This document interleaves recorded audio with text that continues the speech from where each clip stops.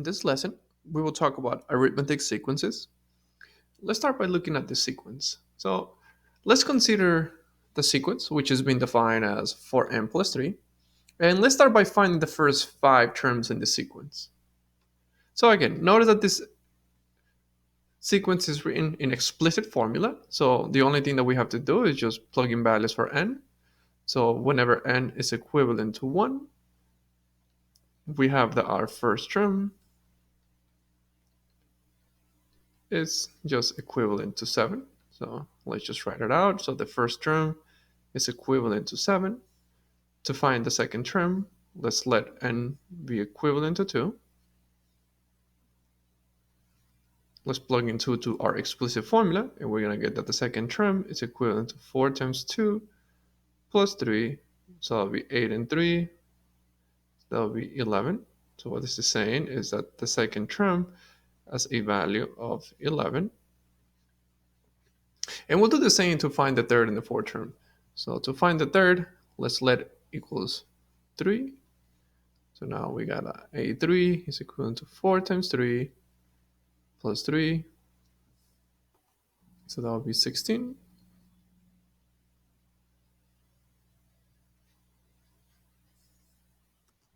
Sorry, I believe this is 15. That's my mistake.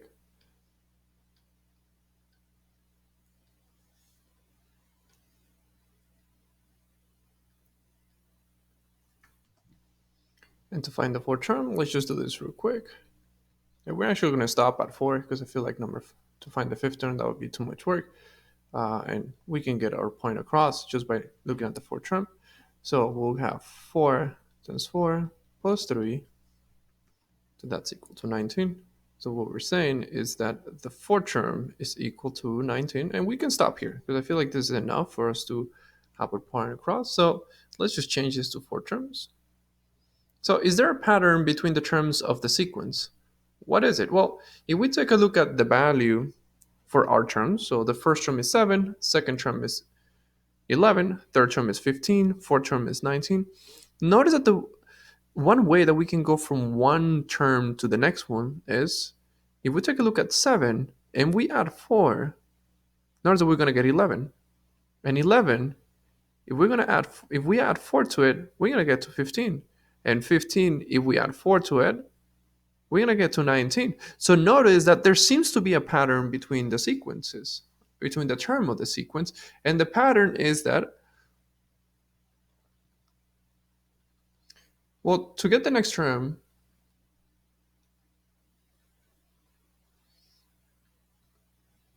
in the sequence, it seems like we added 4 units. So that seems to be a pattern. Now let's graph our results and let's see if we can get a conclusion out of it. So let's graph the points in the sequences. And remember, when we're graphing sequences, my x value is the value of n, and my y value is the actual value of the term, which is an. So the way that we're going to plot this is my first term had a value of 7. So when x is 1, my y is 7. So here we have our first point. When n was 2, my value is 11. So my second term had a value of 11. So we're going to plot it here. My third term had a value of 15. And my fourth term had a value of 19. So if we plot those points, notice what we got. If we're going to connect those points, let me see if I can make this into an actual line. So we're going to connect those points. Notice that, let me just move it. All right, so there it is. Notice that if we were to connect those points, it makes a straight line. So the kind of function that we get from this type of sequences are linear, because notice that all we did, we can get a straight line. So how will we describe the given sequence? Well, this sequence, and again, if we plot in the actual value of the sequence,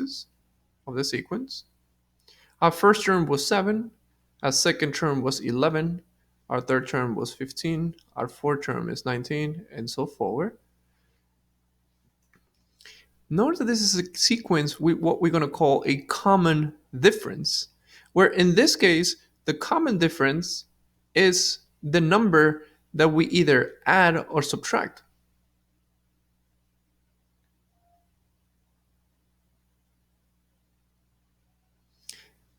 This seems to be a sequence with what we call a common sequence. Okay, how do we know what's a common sequence? Well, the common sequence is the number that we add or subtract. So from 7, we added 4. And notice that we're always going to be adding the same value in order to get to the next term.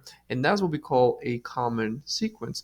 And more importantly, this is one example of arithmetic sequences. So one way to just visualize what an arithmetic sequence is. An arithmetic sequence is any sequence that if I plot their points, it's always going to create some kind of a linear form, so in some kind of a linear equation. And they're always going to have a common difference, which is a number that we either add or subtract to get to the next value. And we're going to be using this idea to start defining the general form for arithmetic sequence. So let's keep everything in mind. Let's keep everything that we have just discussed in mind, and let's actually dive into the real objective. So let's start by defining an arithmetic sequence. So given any sequence, and notice that here I'm just using the standard form. So it's the first term, second term, third, fourth, fifth, and this is an infinite sequence.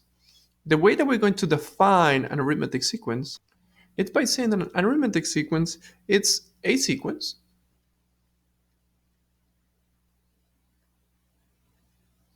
It's a sequence of numbers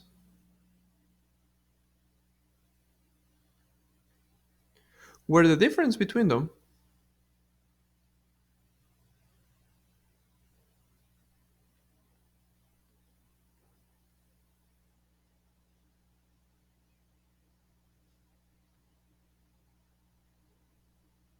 is constant.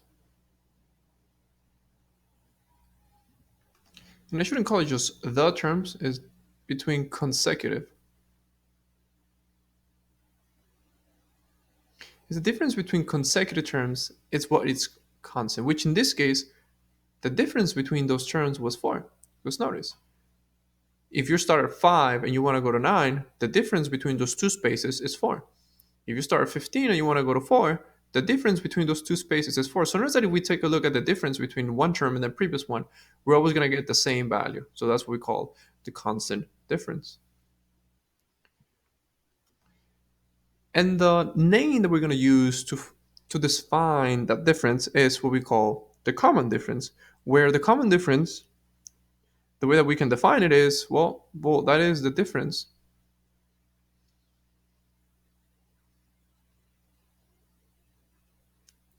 between two consecutive terms.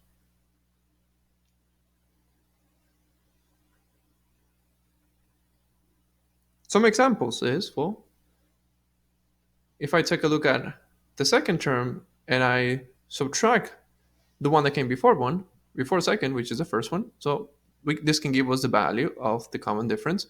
And that value should be equivalent as if I would have gotten the third term and subtracted the second term. And that value would have been the same as if I would have got the fourth term minus the third term. And notice that that's exactly what we got here. The fourth term minus the third term, that gives us 4. The third term minus the second term, that gives us 4. So notice that if we find the difference between two terms, we will describe it as a common difference. And this is just the way that we can always define it. Do next minus previous, whatever that value is, that will give us the value of what we're going to call the common difference. So notice what we have discussed so far. So far, we have said arithmetic sequence, they behave like a line. They have a constant number, or the common difference. And the way that we can define the common difference is by looking at the next minus the previous one. Well, if this is how arithmetic sequences behave, then perhaps we can write down the general form of an arithmetic sequence. And that's exactly what we're going to be doing now. We're going to try to write down an explicit formula which we can use for any arithmetic sequence. We're going to be able to use this explicit formula to find the value for any terms in the sequence, as long as we know that we have an arithmetic sequence. So how can we write down this explicit formula? Well, let's start by just defining a regular sequence. So if we're going to define a regular sequence, well, so here we have just a sequence with 5 terms. And if this behaves like an arithmetic sequence, I know one thing for sure. I know that there must be a common difference. So therefore, in order for me to go for the first to the second term, I guess I will add the difference. To go to the second to the third term, I will add another difference. To go to the third to the fourth term, I will add another difference. To go to the fourth to the fifth term, that will add another difference. So notice that this is just the behavior that we have displayed for arithmetic sequence. So let's see, can we find a pattern with this? Well, is there a way for me to define those terms in terms of the difference? Well, the first term is going to be itself. So the first term is itself. Now, the second term, notice a way that we could obtain the second term is by starting with the first term and then just adding a difference. Because if I start the first term and I add one difference, then I arrive to the second term. Now, how can I define the third term? Well, the third term can also be seen as the second term plus the difference, but also notice that this third term could also be seen as the first term plus two differences. Because if I start the first term and I add two differences, I obtain my third term. So that's another way that we could define the third term. So the first term plus two of those differences. Now let's try to see how can we find the fourth term. Well, the fourth term can be seen as the third term plus a difference, or we could also define the fourth term as, in terms of the first term, as the first term plus 1, 2, 3 differences.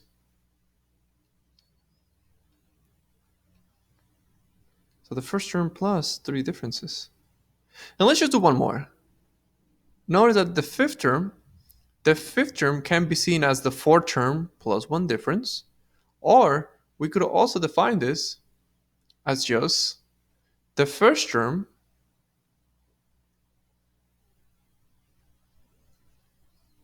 plus 4 of those differences, because notice that if I start at the first term and I add 1, 2, 3, 4 differences, I land on the fifth term.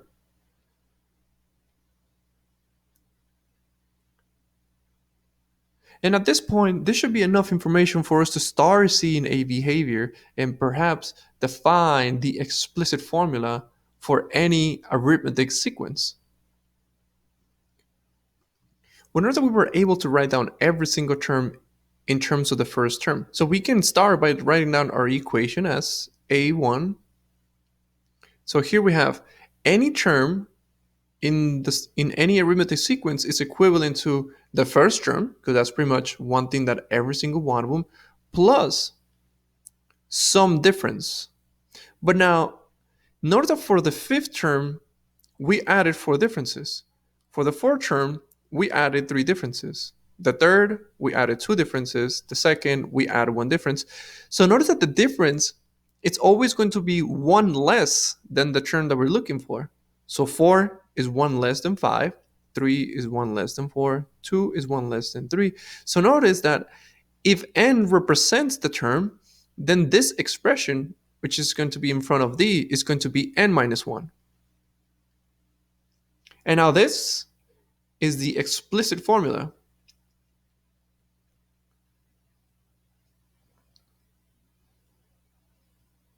for any arithmetic sequence.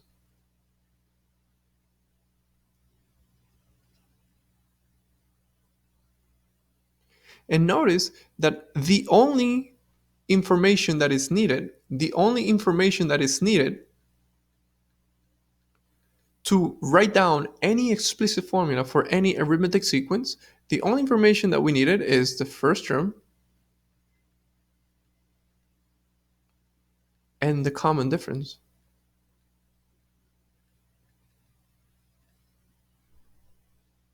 As long as you know the first term and the common difference, then you can write down the equation for any arithmetic sequence as long as you know that is arithmetic. And again, arithmetic sequence have the behavior that we just explained here on the introduction question. So now that we know the explicit formula for any arithmetic sequence, let's start writing down equations for arithmetic sequences then. So let's just recall that we have already said that for any arithmetic sequence, the explicit formula can be seen as this. Now let's write down some explicit formulas for this example. So here we have a sequence. Let's find the formula for the nth term of the sequence, and let's find the 12th term in the sequence. Well, the first thing that we want to do is ask yourself this question. Is this an arithmetic sequence? Well, let's see. If it's an arithmetic sequence, there must be a common difference. So in order for me to 1 to 4, I must have added 3. In order for me to go to 4 to 7, I must have added 3. In order for me to go from 7 to 10, I must have added 3. So notice that you were always adding the same number in order to get to the next term. So this fits the definition of an arithmetic sequence. And if we want to write down the expression for an arithmetic sequence, all we need is the first term, which in this case, the first term has a value of 1, and the common difference. And the common difference seems to be a value of 3. So once I know these two pieces of information, then I can come up with an equation for this sequence. So the explicit formula,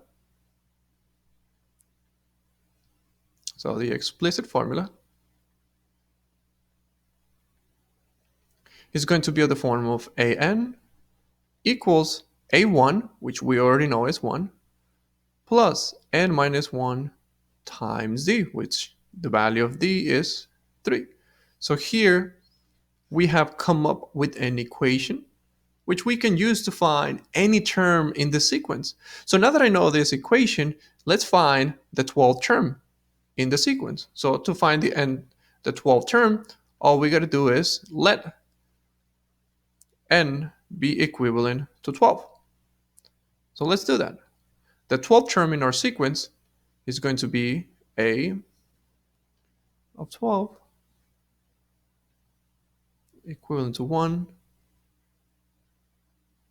plus 12 minus 1 times 3. So that's all I did.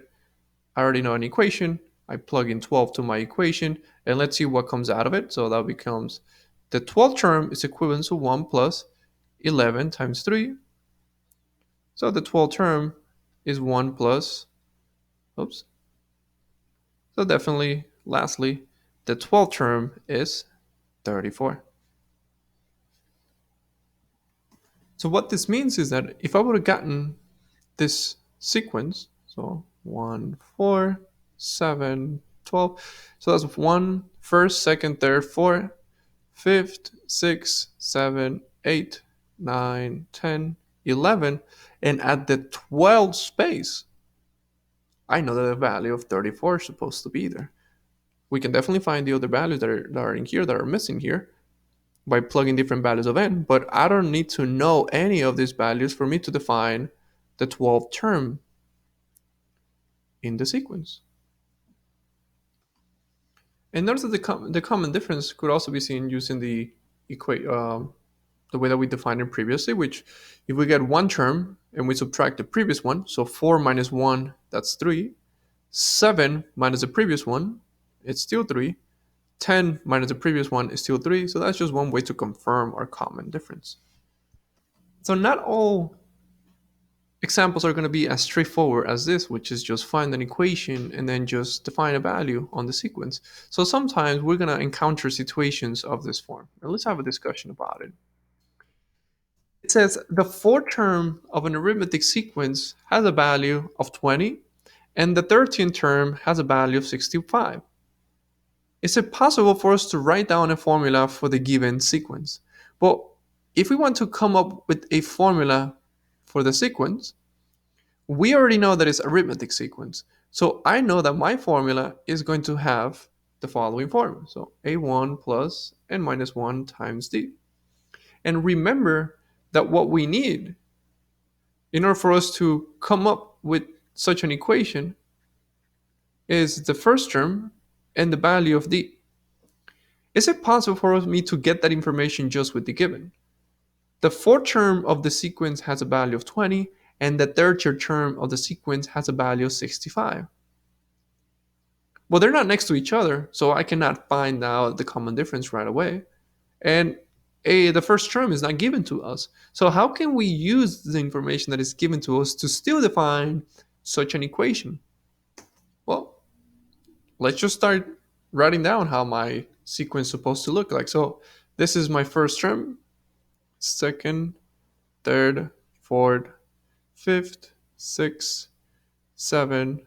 I'll be back. I'm going to continue writing all this. Okay, so after writing all this, let's actually plot what we have. So I know that the fourth term in the sequence has a value of 20. So let's just plug it in there. So on the fourth term, let me put a value of 20. And I know also that the third term has a value of 65. So the third term has a value of 65. But now, there's a lot of numbers that were missing between the fourth and the third term.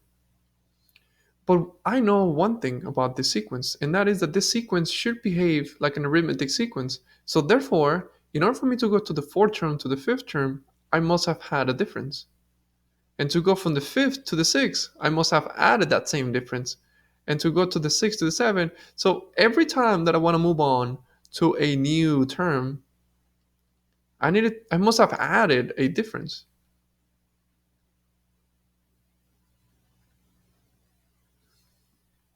In order that we can come up with an equation using this, because I know that the 13th term, it's equivalent to the fourth term plus 1, 2, 3, 4, 5, 6, 7, 8, 9 differences. Notice this is true. In order for me to land on the 13th term, I can start at the fourth term and then add 1, 2, 3, 4, 5, 6, 7, 8, 9 differences.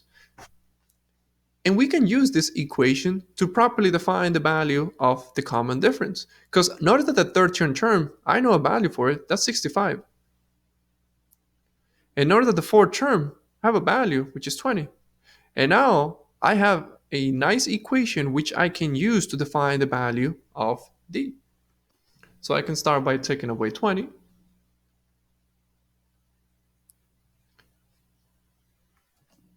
And this is going to give us 45, 90. And if I want to find out the common difference, now I can see that the common difference has a value of 45 over 9, which this is just equivalent to 5. So notice that I know what the value of the common difference is. So the only thing that I need is to come up with the first term in order for me to write down the explicit formula. But notice that in order for me to go for the fourth term all the way to the 13th term, notice that my numbers were increasing. So from 20 all the way to go to 65, we were definitely adding that term because my numbers were increasing. And I know that the value of d, we just found out, the value of d was 5.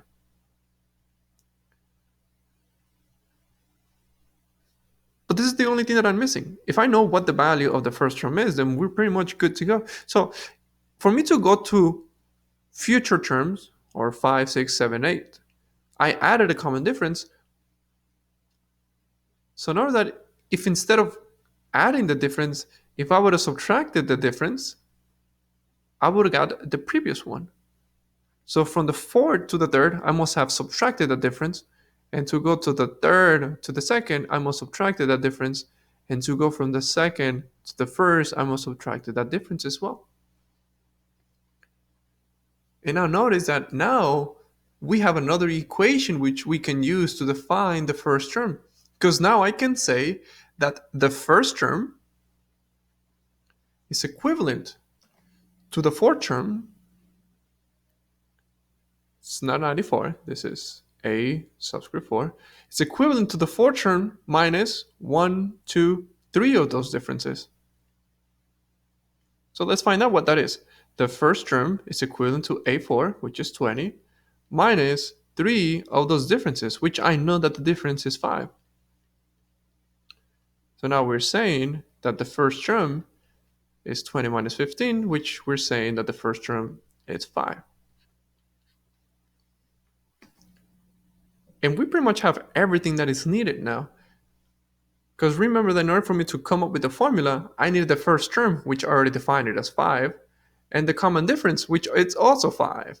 So now, if I want to come up with my explicit formula,